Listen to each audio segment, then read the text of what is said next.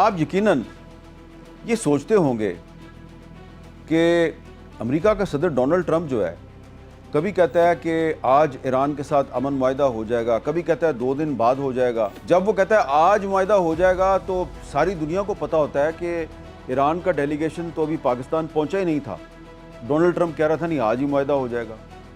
پھر کبھی کہتا ہے 2 دن بعد ہوگا، کبھی کسی صحافی کو فون کر کے کہتا ہے کہ جے ڈی وینس تو پاکستان نہیں جا رہا، پھر وائٹ ہاؤس کلیریفائی کرتا ہے نہیں جے ڈی وینس پاکستان جا رہا ہے۔ ڈونلڈ ٹرمپ کبھی امن کی بات کرتا ہے، کبھی جنگ کی دھمکی دیتا ہے۔ چکر کیا چل رہا ہے؟ اور یہ صرف آپ نہیں سوچ رہے، پوری دنیا جو ہے وہ یہی سوچ رہی ہے کہ یہ ڈونلڈ ٹرمپ جو ہے یہ کس قسم کی پیس ڈپلومیسی کر رہا ہے کہ جب ایران نے اعلان کر دیا کہ ہم آبنائے ہرموز کو کھول رہے ہیں تو اس نے کوئی اچھا پازیٹیو جواب دینے کی بجائے کہا کہ ٹھیک ہے آپ نے کھول دیا، بڑا اچھا کیا، لیکن ہم ایران کی بحری ناکہ بندی جاری رکھیں گے۔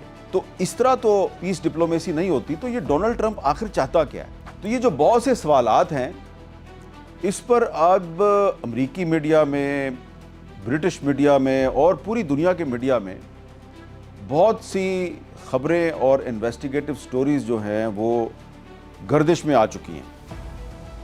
ابھی حال ہی میں بی بی سی کی ایک انویسٹیگیٹو سٹوری کو بڑی لوگوں نے توجہ دے کر پڑھا ہے، اور وہ جو انویسٹیگیٹو سٹوری ہے وہ بتا رہی ہے the insider trading suspicions looming over Trump's presidency, یعنی کہ جو ٹرمپ کی جو صدارت ہے اس پر انسائڈر ٹریڈنگ کے الزامات خطرہ بن کر منڈلانے لگے ہیں۔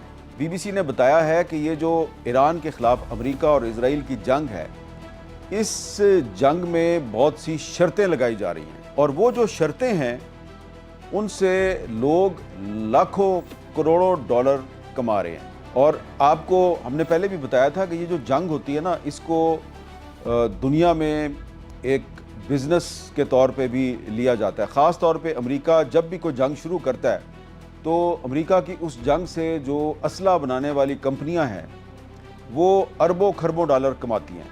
یہ جو جنگ شروع کی امریکہ نے اور اسرائیل نے ایران کے خلاف، اس جنگ کے شروع ہونے کے فوراً بعد ہی یہ سوال جو ہے اس پر بحث شروع ہو گئی کہ یہ جو ڈونلڈ ٹرمپ نے حملہ کیا ہے ایران پر، کیا اس کے پیچھے انسائڈر ٹریڈنگ تو انوالو نہیں ہے؟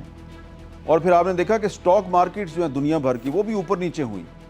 تو ایک طرف انسائڈر ٹریڈنگ سے لاکھوں کروڑوں ڈالر کمائے جا رہے تھے، دوسری طرف جو سٹاک مارکیٹ کا جو اتار چڑھاؤ ہے اس سے بھی اربوں ڈالر کا کسی کو نقصان ہو رہا تھا، کسی کو فائدہ ہو رہا تھا۔ خاص طور پہ جو تیل کی قیمت ہے اس کے اوپر نیچے ہونے سے بھی دنیا بھر کی جو بڑی بڑی سٹاک مارکیٹس ہیں وہاں پہ کسی کو بہت نقصان ہو رہا تھا اور کسی کو بہت فائدہ ہو رہا تھا، اور زیادہ فائدہ ان لوگوں کو ہو رہا تھا جن کے پاس انسائڈ انفارمیشن ہوتی تھی۔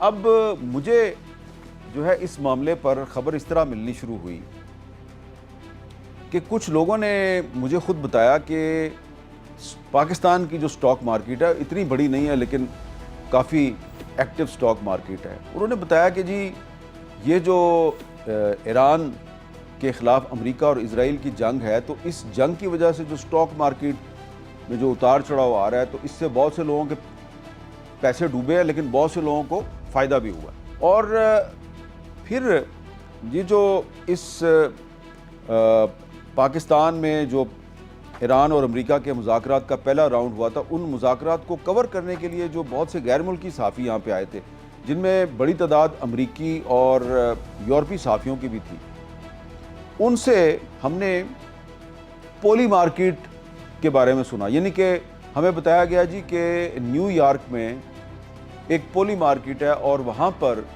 شرطیں لگائی جاتی ہیں، پریڈکشنز کی جاتی ہیں، اس کو کہا جاتا ہے پریڈکشن مارکیٹ۔ اور جو بڑے اہم عالمی واقعات ہوتے ہیں اس کے بارے میں پریڈکشن کی جاتی ہے، شرط لگائی جاتی ہے کہ ایسے ہو جائے گا، ایسے ہو جائے گا، اور اس پر بہت سے لوگ جو ہیں وہ شرطیں لگا کے لاکھوں کروڑوں ڈالر کماتے ہیں۔ تو جب مذاکرات کا پہلا راؤنڈ ناکام ہوا تو مجھے بہت سے جو غیر ملکی صحافی تھے انہوں نے پوچھا کہ اب آپ کا کیا خیال ہے، اب تو ناکام ہو گئے تو ہم پاکستان رہیں، سٹے کریں یا چلے جائیں؟ میں نے کہا نہیں، آپ سٹے کریں، دوسرا راؤنڈ بھی ہوگا۔ تو انہوں نے کہا کہ دوسرا راؤنڈ کیسے ہوگا؟ دوسرا راؤنڈ تو نہیں ہوگا کیونکہ پہلا راؤنڈ ناکام ہو گیا۔ میں نے ان کو کہا نہیں، دوسرا راؤنڈ بھی ہوگا۔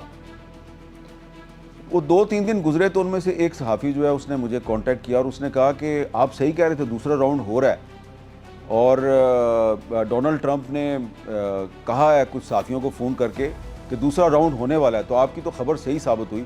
اب آپ یہ بتائیں کہ پیس ایگریمنٹ ہو جائے گا یا نہیں ہو جائے گا؟ میں نے کہا ابھی آپ دوسرے راؤنڈ تک ہی رہے نا، پیس ایگریمنٹ تو بعد کی بات ہے۔ اس نے کہا نہیں، مجھے کچھ میرے دوست جو ہیں وہ نیو یارک سے فون کر کے پوچھ رہے ہیں، میں نے ان کو ٹپ دینی ہے۔ میں نے کہا ٹپ دینی ہے، کیا مطلب؟ اس نے کہا پولی مارکیٹ میں لوگ جو ہیں وہ شرطیں لگاتے ہیں، اور یہ ایک لیگل بزنس ہے، اور وہ کرپٹو کرنسی میں شرط لگتی ہے، اور یہ تو شرطیں جو ہے جنگ کے شروع ہونے کے فوراً بعد سے لگ رہی ہیں۔ تو میں خبردار ہو گیا، اور پھر میں نے اس کو تھوڑا انویسٹیگیٹ کرنا شروع کیا، میں نے فالو کرنا شروع کیا چکر کیا چل رہا ہے۔ پھر میں نے ڈونلڈ ٹرمپ کے جو بیانات ہیں ان کو غور سے ان پر نظر ڈالنی شروع کی کہ یہ کس ٹائم پہ کیا بیان دیتا ہے، اور اس کا جو بیان ہوتا ہے اس سے جو انٹرنیشنل مارکیٹس ہیں ان پہ کیا اثر پڑتا ہے، سٹاک مارکیٹیں کیا کرتی ہیں، اور یہ جو پولی مارکیٹ ہے اس میں کیا ہوتا ہے۔